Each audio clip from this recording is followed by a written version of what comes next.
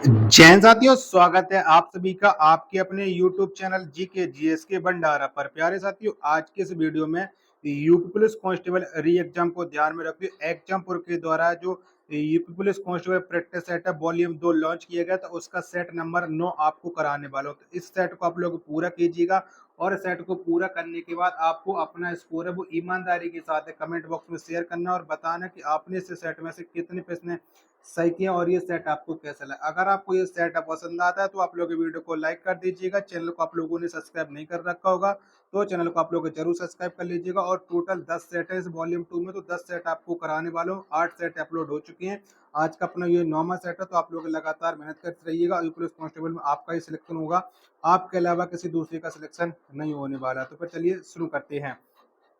तो पहला प्रश्न है आपके सामने कि श्यामल किस तद्भव शब्द का तत्सम रूप है। तो ये किसका तद्भव रूप है? तो ये है श्यामला का। डी ऑप्शन करेक्ट आंसर हो जाएगा। दूसरा प्रश्न है आपके सामने कि शाखा मृग निम्नलिखित में से किस शब्द का पर्यायवाची। तो शाखा मृग ये बंदर का। डी ऑप्शन करेक्ट आंसर हो जाएगा। तीसरा प्रश्न है आपके सामने कि समुद्री जहाज जिस पर से सैनिक युद्ध करते हैं वाक्यांश के लिए एक शब्द होगा। तो इसके लिए एक शब्द हो जाएगा युद्धपोत। बी ऑप्शन है करेक्ट आंसर हो जाएगा। चौथा प्रश्न है आपके सामने किस विकल्प में शब्द श्रुति सम भिन्नार्थक का सही अर्थ भेद नहीं है। तो कौन सा नहीं है? तो अनिल अनिल, ये पावन और अग्नि ये बिल्कुल गलत हुआ। आगे वाला अनिल का अर्थ होता है आपका अग्नि, पीछे वाला अनिल का अर्थ होता है आपको पवन या हवा, यानी बी ऑप्शन इसका इनकरेक्ट हो जाएगा या गलत। पांचवा प्रश्न है आपके सामने कि खिड़की खोलने से प्रकाश आएगा इस वाक्य में किस प्रकार की अशुद्धि है। तो बताओ इसमें कौन सी प्रकार की अशुद्धि है। 5 का आंसर आपको बताना। तो इसमें कारक संबंधी अशुद्धि है, ए ऑप्शन में वो करेक्ट आंसर हो जाएगा। चलिएगा, छठवां प्रश्न है आपके सामने कि निम्नलिखित में से किसके नाम प्राय पुल्लिंग होते हैं। तो किसके नाम प्राय पुल्लिंग होते हैं? तो समुद्रों के नाम प्राय पुल्लिंग होते हैं। 6 का ए ऑप्शन है करेक्ट आंसर हो जाएगा। सातवां प्रश्न है कि निम्नलिखित में से किस शब्द का प्रयोग एक वचन में होता है। तो किसका प्रयोग एक वचन में होता है? तो दल का प्रयोग हमेशा एक वचन में होता है। बी ऑप्शन है वो करेक्ट आंसर हो जाएगा। आठवां प्रश्न है आपके सामने अलमारी में कपड़े पड़े हैं रेखांकित शब्द में कौन सा कारक है। तो इसमें बताना जो मे शब्द इसके लिए मतलब रेखांकित कर दिया तो कौन सा कारक है। तो यहाँ पर जो कारक है वो अधिकरण कारक है। 8 का ए ऑप्शन देने वाले सभी लोगों का राइट आंसर हो जाएगा। बनाकर शब्द में कौन सा प्रत्यय है। तो कौन सा प्रत्यय लगा हुआ है बनाकर में, उन्हों का आंसर आपको देना। तो इसमें लगा हुआ है कर प्रत्यय, नौ का सी ऑप्शन है वो राइट आंसर हो जाएगा। 10वां प्रश्न है आपके सामने कि तरावट शब्द में मूल शब्द और प्रत्यय निम्न में से कौन सा है। तो तरावट में आपको बताना। तो इसमें जो मूल शब्द और प्रत्यय तर प्लस आवट 10 का डी ऑप्शन है वो करेक्ट आंसर हो जाएगा। आराम कुर्सी शब्द में कौन सा समास है। तो आराम कुर्सी में कौन सा समास है। तो यहाँ पर जो समास है वो है तत्पुरुष समास। 11 का डी ऑप्शन है वो करेक्ट आंसर हो जाएगा। 12वां प्रश्न है आपके सामने कि लक्ष्य का तद्भव रूप बताइए। तो लक्ष्य का तद्भव रूप होता है lakh. D option correct answer हो जाएगा। 13वां प्रश्न है आपके सामने कि जैनेन्द्र शब्द का संधि विच्छेद क्या होगा। तो जैनेन्द्र शब्द का जो संधि विच्छेद होता है वो होता है जैन प्लस इंद्र। 43 13 का डी ऑप्शन है वो करेक्ट आंसर हो जाएगा। माफी चाहता हूँ बीच में 43 बोल दिया उसके लिए सॉरी। 14वां प्रश्न है कि निम्नलिखित में से कौन सा विवरण चिन्ह है। तो बताओ इनमें से विवरण चिन्ह आपको बताना। 14 का आंसर क्या हो जाएगा। तो ये जो सी वाला है ये विवरण चिन्ह है। 14 का सी ऑप्शन करेक्ट आंसर हो जाएगा। 15वां प्रश्न है आपके सामने कि निम्नलिखित में से कौन सा विशेषण संख्या को दर्शाता है। तो कौन सा विशेषण संख्या को दर्शाता है। 15 का आंसर आपको बताना। तो ये दर्जन दर्शाता है। 15 का सी ऑप्शन है वो इसका करेक्ट आंसर आप लोगों का हो जाएगा। आशा करता हूँ कि आप लोगों को ये वीडियो जरूर पसंद आ रही है। तो वीडियो पसंद आ रही है तो वीडियो को लाइक कीजिएगा। चैनल को सब्सक्राइब नहीं कर रखोगे तो चैनल को आप लोग जरूर सब्सक्राइब कर लीजिएगा। 16वां प्रश्न है आपके सामने कि मच्छर भिनभिनाते हैं इस वाक्य में कौन सी क्रिया है। तो कौन सी क्रिया है। तो मच्छर भिनभिनाते इसमें क्रिया वो है नाम धातु क्रिया। 16 का डी ऑप्शन है वो करेक्ट आंसर हो जाएगा। 17वां प्रश्न है आपके सामने कि लता मंगेशकर गीत गा रही है यह वाक्य किस काल का है। तो ये कौन सी काल का है। तो लता मंगेशकर गीत गा रही है अपूर्ण वर्तमान काल का है। 17 का बी ऑप्शन है करेक्ट आंसर हो जाएगा। 18वां प्रश्न है आपके सामने कि मजदूरों द्वारा पेड़ काटा गया इस वाक्य का वाच्य क्या होगा। तो इसका वाच्य क्या हो जाएगा। तो इसका वाच्य हो जाएगा कर्म वाच्य। 18 का बी ऑप्शन करेक्ट आंसर हो जाएगा। 19वां प्रश्न है आपके सामने कि ठिठक जाना मुहावरे का अर्थ निम्नलिखित में से कौन सा है। तो ठिठक जाना मुहावरे का अर्थ होता है रुक जाना। ये ऑप्शन वो करेक्ट आंसर हो जाएगा। 20वां प्रश्न है आपके सामने कि अभिज्ञ शब्द का विलोम शब्द क्या होता है। अभिज्ञ का विलोम शब्द होता है अनभिज्ञ। 20 का ए ऑप्शन है वो करेक्ट आंसर हो जाएगा। बहुत से लोग भिज्ञ करेंगे जो कि एकदम से गलत हो जाएगा आपका। 21वां प्रश्न है आपके सामने कि निम्नलिखित विकल्प में से एक लोकोक्ति है उसका चयन कीजिएगा। तो बताओ इनमें से कौन सी लोकोक्ति है, 21 का आंसर आपको देना है। जो गरजते भी बरसते नहीं है, ये लोकोक्ति है। 21 का ए ऑप्शन है करेक्ट आंसर हो जाएगा। 22वां प्रश्न है आपके सामने कि हिंदी साहित्य में वात्सल रस को मिलाकर कुल कितने काव्य रस हैं। तो कुल कितने काव्य रस हैं, 22 का आंसर आपको देना है। 22 का राइट आंसर तो इसमें कुल 11 है। डी ऑप्शन है करेक्ट आंसर हो जाएगा। 23वां प्रश्न है आपके सामने कि निम्नलिखित में से संबंधवाचक सर्वनाम का उदाहरण कौन सा है। तो कौन सा नहीं है, संबंधवाचक सर्वनाम का उदाहरण कौन सा नहीं है, नहीं पूछा गया। 23 का आंसर आपको देना है, तो आपको ये बिल्कुल भी नहीं है। बी ऑप्शन करेक्ट आंसर हो जाएगा। 24वां प्रश्न है आपके सामने कि नील गगन सा शांत हृदय था हो रहा, इस पंक्ति में कौन सा अलंकार है। तो बताओ कौन सा अलंकार है, 24 का आंसर आपको देना है। तो यहाँ पर जो अलंकार है वो उपमा अलंकार है। 24 का ए ऑप्शन है वो करेक्ट आंसर आप लोगों का हो जाएगा। 25वां प्रश्न है आपके सामने कि हरि शब्द का अनिकार्ती शब्द किस विकल्प में नहीं है। तो किस विकल्प नहीं है, ये हरि का बताना है। तो दूध में नहीं है, यही इसका करेक्ट आंसर हो जाएगा 25 का ए ऑप्शन। 26वां प्रश्न है आपके सामने कि दोहा और रोला छंद को क्रम से मिलाने पर कौन सा छंद बनता है। तो दोहा और रोला छंद को क्रम से मिलाने पर जो छंद बनता है वो बनता है कुंडलियां। 26 का सी ऑप्शन है वो करेक्ट आंसर आप लोगों का हो जाएगा।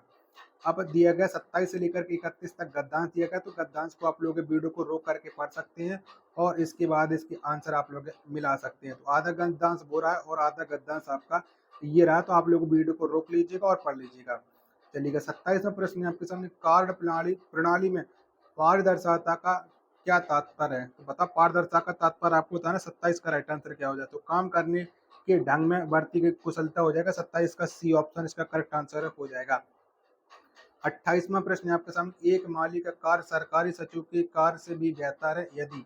तो बताओ 28 का राइट आंसर क्या हो जाएगा। माली अपने काम को कुशलता से करे किंतु सचिव ढिलाई से बरते हैं। बी ऑप्शन करेक्ट आंसर हो जाएगा। 29वां प्रश्न है आपके सामने, उपयुक्त शीर्षक छांटिए। बताओ इस गद्यांश का उपयुक्त शीर्षक क्या हो जाएगा। 29 का आंसर तो ये हो जाएगा कर्मनिष्ठा की महिमा। ए ऑप्शन राइट आंसर हो जाएगा। 30वां प्रश्न है आपके सामने, सरल वाक्य बताइएगा। दैनिक जीवन में हम अनेक लोगों से मिलते हैं जो विभिन्न प्रकार के काम करते हैं। तो इसका सरल वाक्य क्या हो जाएगा। 30 का आंसर आपको देना है। 30 का राइट आंसर क्या हो जाएगा। चार ऑप्शन आपकी स्क्रीन पर शो रहा है। तो दैनिक जीवन में हम विभिन्न प्रकार के काम करने वाले लोगों से मिलते हैं, ये इसका सरल वाक्य हो जाएगा। बी ऑप्शन करेक्ट आंसर हो जाएगा। 31वां प्रश्न है आपके सामने कि बेहतर शब्द के लिए पर्यायवाची शब्द क्या होगा। तो क्या हो जाएगा बेहतर के लिए पर्यायवाची, तो ये हो जाएगा ज्यादा। 31 का जो राइट आंसर है वो आपका ऑप्शन संख्या सी है। 32वां प्रश्न है आपके सामने कि सूर सागर कृति के कवि निम्नलिखित में से कौन है। तो सूर सागर कृति के जो कवि हैं वो हैं आपके सूरदास। 32 का ये ऑप्शन है करेक्ट आंसर हो जाएगा। 33वां प्रश्न है आपके सामने कि बिहारी हिंदी का विकास निम्न में से किस भाषा से हुआ। तो बिहारी हिंदी का जो विकास मागधी अपभ्रंश से हुआ। 33 का बी ऑप्शन है करेक्ट आंसर हो जाएगा। 34वां प्रश्न है आपके सामने कि भीतर और बाहर यह किस क्रिया का विशेषण है। यह कौन सा क्रिया विशेषण है, 34 का आंसर आपको बताना है। तो भीतर और बाहर ये स्थानवाचक क्रिया विशेषण के उदाहरण है। 34 का सी ऑप्शन है वो राइट आंसर हो जाएगा। 35वां प्रश्न है आपके सामने कि मेघ शब्द का पर्यायवाची निम्न में से कौन है। तो कौन सा है, तो मेघ शब्द का जो पर्यायवाची वो नीरद है। 35 का डी ऑप्शन है वो करेक्ट आंसर आप लोगों का हो जाएगा। आशा करता हूँ कि आप सब लोगों को ये प्रैक्टिस सेट जरूर पसंद आ रहा था। वीडियो को लाइक कीजिएगा और चैनल को सब्सक्राइब नहीं कर रखा होगा तो चैनल को आप लोग जरूर सब्सक्राइब कर लीजिए। कुल कुल श्रुति सम भिन्नार्थक शब्द का सही अर्थ भेद निम्न में से कौन सा है। तो कौन सा, 36 का आंसर आपको देना है। तो इसका अर्थ होता है आगे वाला कुल का होता है वंश और पीछे वाला कुल का होता है किनारा। 36 का जो राइट आंसर है वो आपका ऑप्शन संख्या सी इस प्रश्न का राइट आंसर है हो जाएगा। 37वां प्रश्न आपके सामने, फेंक कर चलाया जाने वाला हथियार वाक्यांश के लिए एक शब्द का चयन कीजिएगा। तो इसके लिए एक शब्द का चयन करो। फेंक कर चलाया जाने वाला हथियार, इसके लिए जो एक शब्द होता है वो आपका होता है अस्त्र। 37 का डी ऑप्शन करेक्ट आंसर हो जाएगा।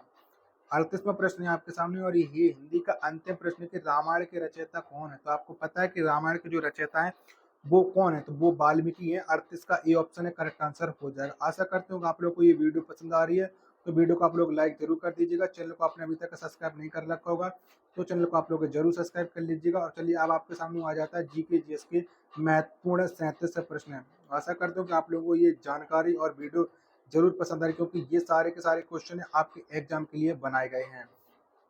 चलिए तो जीके जीएस का प्रश्न आ गया 113 आपके सामने कि भारतीय संविधान के अनुसार अनुच्छेद 14 से 18 निम्नलिखित में से किस अधिकार से संबंधित है? तो इनका संबंध किस अधिकार से है?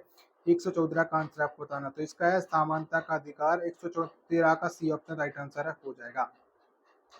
चलिए अगला प्रश्न आ जाता है 114 आ जाता है कि निम्नलिखित में से कौन सा दिन अंतर्राष्ट्रीय श्रमिक दिवस के रूप में मनाया जाता है? तो अंतर्राष्ट्रीय श्रमिक ये मनाया जाता है 1 मई को। 114 का सी ऑप्शन है वो करेक्ट आंसर है, हो जाएगा। 115वां प्रश्न है आपके सामने कि निम्नलिखित में से कौन सा अम्ल पालक में मौजूद होता है? तो कौन सा अम्ल पालक में पाया जाता है? तो ये पाया जाता है ऑक्जेलिक एसिड। 115 का ए ऑप्शन है करेक्ट आंसर, हो जाएगा। 116वां प्रश्न है आपके सामने कि सोलरिज विद डिग्निटी निम्नलिखित में से किस दिग्गज भारतीय सैन्य अधिकारी पर लिखा गया उपन्यास है? तो ये किस पर उपन्यास लिखा गया? तो ये लिखा गया फील्ड मार्शल सैम मानेकशॉ के ऊपर है। 116 का सी ऑप्शन है वो करेक्ट आंसर है, हो जाएगा। 107वां प्रश्न है आपके सामने कॉर्पोरेट को राष्ट्रीय विकास से प्रभावी योगदानकर्ता बनाने के लिए नियामक और प्रशासनिक ढांचे की जिम्मेदारी भारत के निम्नलिखित में से किस मंत्रालय के अंतर्गत आती है? 117 का आंसर आपको बताना है। कौन से मंत्रालय के अंतर्गत आती है? तो ये आती है कॉर्पोरेट मामलों का मंत्रालय। 117 का बी ऑप्शन है वो इसका राइट आंसर है, हो जाएगा। 118वां प्रश्न है आपके सामने कि भारत भौतिक अनुसंधान प्रयोगशाला निम्नलिखित में से कहाँ स्थित है? तो ये कहाँ पर पड़ती है? भौतिक अनुसंधान प्रयोगशाला। 118 का आंसर आपको देना है। तो ये पड़ती है अहमदाबाद, और अहमदाबाद आपको पड़ता है गुजरात में।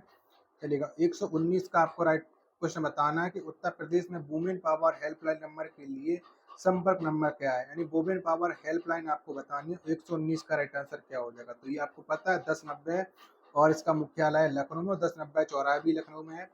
मामल्लपुरम उत्सव निम्नलिखित में से किस राज्य का त्योहार है? तो ये कौन से राज्य में मनाया जाता है मामल्लपुरम उत्सव? 120 का आंसर आपको देना है। तो ये मनाया जाता है तमिलनाडु में। सी ऑप्शन वो करेक्ट आंसर आप लोगों का हो जाएगा। चलिएगा 121वां प्रश्न है आपके सामने कि निम्नलिखित में से कौन सा व्यय केंद्र सरकार की भौतिक या वित्तीय संपत्तियों के निर्माण के अलावा अन्य उद्देश्यों के लिए किया जाता है? 121 का राइट आंसर क्या हो जाएगा? तो ये किया जाता है राजस्व व्यय। सी ऑप्शन है वो करेक्ट आंसर है, हो जाएगा।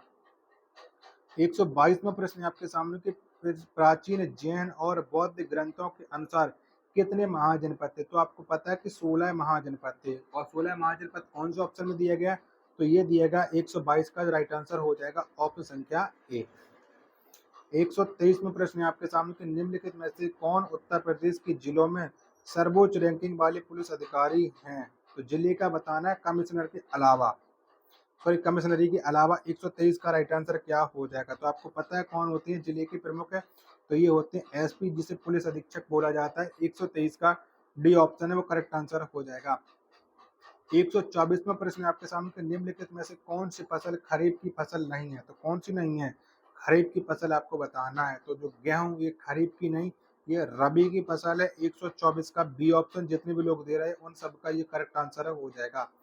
125वां प्रश्न है आपके सामने कि निम्नलिखित में से कौन सा बंदरगाह भारत का सबसे बड़ा कंटेनर बंदरगाह है? तो कंटेनर बंदरगाह आपको बताना। 125 का राइट आंसर क्या हो जाएगा?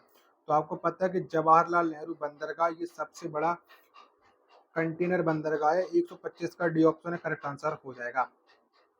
126वां प्रश्न है आपके सामने कि निम्नलिखित में से किस घटना के कारण मोहनदास करमचंद गांधी ने 1922 में असहयोग आंदोलन स्थगित कर दिया था? तो कौन सी घटना की वजह से असहयोग आंदोलन बंद हो गया था? 126 का आंसर आपको बताना। तो ये हो गया था चौरी चौरा घटना की वजह से। 126 का सी ऑप्शन राइट आंसर हो जाएगा। और आपको पता है कि ये चौरी चौरा घटना ही उत्तर प्रदेश की गोरखपुर जनपद में हुई थी। अब आपको ये बताना कि किस डेट को हुई थी। कमेंट बॉक्स में आप लोग आंसर बता दीजिए, क्योंकि कुछ लोग कहते हैं 4 फरवरी और कुछ लोग कहते हैं 5 फरवरी। ठीक है। 127वां प्रश्न है आपके सामने कि प्रसिद्ध यूनेस्को स्थल बोर्दो पोर्ट ऑफ मून निम्नलिखित में से किस देश में स्थित है? तो कहाँ पर स्थित है ये आपको बताना है। 127 का राइट आंसर है क्या हो जाएगा? तो ये जो स्थित है वो फ्रांस में स्थित है। बी ऑप्शन इसका करेक्ट आंसर हो जाएगा। आशा करता हूँ कि आप लोग को ये वीडियो जरूर पसंद आ रही हो। यार वीडियो पसंद आ रही तो आप लोग लाइक कर दीजिएगा। देखो लाइक की संख्या कितनी कम है, आप लोग लाइक ही क्यों नहीं करना चाहते हो? 128वां प्रश्न है आपके सामने उत्तर प्रदेश में राजकीय स्वतंत्रता संग्राम संग्रहालय निम्नलिखित में से किस स्थान पर स्थित है? तो ये कहाँ पर स्थित है? शहीद स्मारक भी बोल सकते हैं इसे। तो राष्ट्रीय स्वतंत्रता संग्राम संग्रहालय ये स्थित है उत्तर प्रदेश की मेरठ जनपद में। 128 का ए ऑप्शन है वो करेक्ट आंसर हो जाएगा। 129वां प्रश्न है आपके सामने, उत्तर प्रदेश ने किस क्षेत्र में पीएम जेएवाई के कार्यान्वयन के लिए 2023 में पुरस्कार प्राप्त किया है? तो ये किसके लिए किया है? 129 का आंसर आपको बताना। तो ये किया है स्वास्थ्य सेवा के लिए। 129 का सी ऑप्शन करेक्ट आंसर हो जाएगा। 130वां प्रश्न है आपके सामने की जनगणना 2011 के अनुसार उत्तर प्रदेश राज्य का समग्र लिंगानुपात क्या है? तो क्या है? तो उत्तर प्रदेश का जो समग्र लिंगानुपात है वो है 912। 130 का बी ऑप्शन है वो करेक्ट आंसर आप लोगों का हो जाएगा। 131वां प्रश्न है कि अंतर्राष्ट्रीय श्रम संगठन ने बाल श्रम के वैश्विक विस्तार और इसे खत्म करने के लिए आवश्यक कार्रवाई और प्रयासों पर ध्यान केंद्रित करने के लिए 2002 में बाल श्रम के खिलाफ विश्व दिवस की शुरुआत की।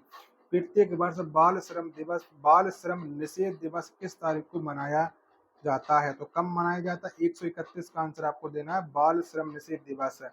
तो ये प्रत्येक वर्ष मनाया जाता है 12 जून को। डी ऑप्शन करेक्ट आंसर हो जाएगा 131 का। 132वां प्रश्न है आपके सामने कि निम्नलिखित में से किस विशेष बल को विमान और हवाई अड्डों पर अपहरण और इसी तरह की सुरक्षा स्थितियों को जवाब देने के लिए विशिष्ट दल बल के रूप में नियुक्त किया गया है? तो किसे नियुक्त किया गया ये आपको बताना है। 132 का आंसर क्या हो जाएगा? तो ये किया गया एनएसजी को। डी ऑप्शन करेक्ट आंसर हो जाएगा। 133वां प्रश्न है आपके सामने कि राजस्व परिषद उत्तर प्रदेश की स्थापना निम्नलिखित में से किस जिले में की गई थी? तो कहां पर हुई थी राजस्व परिषद की स्थापना? 133 का आंसर तो ये हुई थी इलाहाबाद प्रयागराज में। 133 का ए ऑप्शन में करेक्ट आंसर हो जाएगा। 134वां प्रश्न है आपके सामने कि भारत और संयुक्त अरब अमीरात की सेनाओं के मध्य संयुक्त सैन्य अभ्यास डेजर्ट साइक्लोन 2024 किस राज्य में आयोजित किया गया? तो ये कौन से राज्य में आयोजित किया गया ये आपको बताना है। तो ये किया गया है राजस्थान राज्य में आयोजित। 134 का ए ऑप्शन है वो करेक्ट आंसर हो जाएगा। अगर आपको वीडियो पसंद आए तो प्लीज वीडियो को शेयर जरूर कर दीजिएगा। 135वां प्रश्न आपके सामने कि प्रधानमंत्री ने निम्न में से रेलवे स्टेशन से नई अमृत भारत ट्रेन को हरी झंडी दिखाई। तो कौन से स्टेशन से दिखाई थी ये आपको बताना है। 135 का राइट आंसर तो ये दिखाई थी अयोध्या से अमृत भारत ट्रेन को हरी झंडी। 135 का सी ऑप्शन है वो राइट आंसर हो जाएगा। 136वां प्रश्न है कि निम्नलिखित में से किस राज्य के ब्लॉक ने नीति आयोग द्वारा घोषित एस्पिरेशनल ब्लॉक प्रोग्राम की पहली डेल्टा रैंकिंग में दूसरा स्थान हासिल किया है? तो किस राज्य ने किया है? 136 का आंसर आपको बताना। तो ये उत्तर प्रदेश ने किया। 136 का डी ऑप्शन है वो करेक्ट आंसर हो जाएगा। 137वां प्रश्न है आपके सामने कि रूस यूक्रेन संघर्ष क्षेत्र में भारतीय नागरिक को निकालने के लिए भारत द्वारा शुरू किए गए ऑपरेशन का नाम निम्नलिखित में से कौन सा है? तो कौन सा ऑपरेशन है? तो वो है ऑपरेशन अश्वगंधा। 137 का सी ऑप्शन है वो करेक्ट आंसर हो जाएगा। 138वां प्रश्न है कि निम्नलिखित में से किस देश ने 2024 में ब्रिक्स समूह में शामिल होने से इनकार कर दिया? तो कौन से देश ने इनकार कर दिया? 138 का आंसर आपको बताना। तो वो देश है रूस। बी ऑप्शन करेक्ट आंसर हो जाएगा। 139वां प्रश्न है आपके सामने कि रिजर्व बैंक ऑफ इंडिया ने 2000 रुपए के नोट को चलन से बाहर करने का डेडलाइन क्या निर्धारित किया था? तो कौन सी डेडलाइन निर्धारित की गई थी? तो वो की गई थी 30 सितंबर 2023। 139 का डी ऑप्शन करेक्ट आंसर हो जाएगा। 140वां प्रश्न है आपके सामने उत्तर प्रदेश में साइबर अपराध मुख्यालय कहाँ स्थित है? तो कहाँ पर है साइबर अपराध का मुख्यालय? तो ये लखनऊ में। बी ऑप्शन करेक्ट आंसर हो जाएगा। 141वां प्रश्न है आपके सामने कि जीएसटी का तात्पर्य है। तो जीएसटी का तात्पर्य क्या है? तो जीएसटी का जो तात्पर्य वो है वस्तु एवं सेवा कर। 141 का सी ऑप्शन है वो राइट आंसर हो जाएगा। चलिएगा अगला प्रश्न आपके सामने प्रश्न संख्या 142 है कि प्रदेश के किस जिले में आतंकवादी हमले से निपटने के लिए कमांडो ट्रेनिंग स्कूल बनाया जा रहा है? तो कहां पर बनाया जा रहा है कमांडो ट्रेनिंग स्कूल? 142 का आंसर आपको देना है। तो ये बनाया जा रहा है उत्तर प्रदेश के लखनऊ में। डी ऑप्शन करेक्ट आंसर हो जाएगा। 143वां प्रश्न है आपके सामने कि निम्नलिखित में से कौन फिलीपींस की राजधानी है? तो कौन सी है फिलीपींस की राजधानी ये आपको बताना है। तो मनीला ये फिलीपींस की राजधानी है। 143 का सी ऑप्शन है वो करेक्ट आंसर हो जाएगा। 144वां प्रश्न है आपके सामने कि भारत में राष्ट्रीय एकता दिवस किस तिथि को मनाया जाता है? तो कब मनाते हैं राष्ट्रीय एकता दिवस? तो ये मनाते हैं 31 अक्टूबर को। 144 का बी ऑप्शन राइट आंसर हो जाएगा। 145वां प्रश्न है आपके सामने कि निम्नलिखित में से किस प्रसिद्ध लेखक को उपन्यास सम्राट के नाम से जाना जाता है? तो किसे जाना जाता है उपन्यास सम्राट के नाम से? तो मुंशी प्रेमचंद्र को जाना जाता है। डी ऑप्शन है वो करेक्ट आंसर हो जाएगा। 146वां प्रश्न है कि भारतीय क्रिकेट कंट्रोल बोर्ड ने किस क्रिकेट खिलाड़ी को cricket of the year 2024 award से सम्मानित किया? तो किसे मिला ये क्रिकेट ऑफ द ईयर 2024? तो ये मिला शुभमन गिल को। ए ऑप्शन राइट आंसर हो जाएगा 146 का। 147वां प्रश्न है आपके सामने, चंद्रयान 3 के लैंडर का नाम क्या है? तो क्या है चंद्रयान 3 के लैंडर का नाम? तो इसका नाम है Vikram. D option right answer हो जाएगा। 148वां प्रश्न है आपके सामने, हाल ही में प्रधानमंत्री ने निम्नलिखित में से किस स्थान पर स्थित भारत के सबसे बड़े सम्मेलन और प्रदर्शन केंद्र IICC का उद्घाटन किया है? बताओ कहाँ पर उद्घाटन किया, जिसे हम बोलते हैं यशो भूमि। तो ये उद्घाटन किया गया नई दिल्ली में। सी ऑप्शन है वो राइट आंसर हो जाएगा। चलेगा। 149वां प्रश्न है आपके सामने, कि निम्नलिखित में से कौन सा भारत में पुलिस का सर्वोच्च सम्मान है? तो कौन सा है? तो भारत में पुलिस का जो सर्वोच्च सम्मान है वो है राष्ट्रपति पुलिस वीरता पुरस्कार। 149 का ए ऑप्शन है वो राइट आंसर हो जाएगा। 150वां प्रश्न है आपके सामने, कि सोशल मीडिया नेटवर्क में पहले जिसे फेसबुक के नाम से जाना जाता था का नाम बदल करके कर दिया? तो फेसबुक का नया नाम क्या हो गया, ये आपको बताना। तो फेसबुक का नया नाम हो गया मेटा। 150 का ए ऑप्शन है वो राइट आंसर हो जाएगा। आशा करता हूँ कि आपको ये प्रैक्टिस सेटअप पसंद जरूर आया होगा। तो वीडियो को आप लोग लाइक कर दीजिएगा। चैनल को सब्सक्राइब नहीं कर रखे होगे तो चैनल को आप लोग जरूर सब्सक्राइब कर लीजिएगा। मिलती है अपने एक और नेक्स्ट प्रैक्टिस सेट के साथ। तब तक के लिए धन्यवाद। जय हिंद, वंदे मातरम।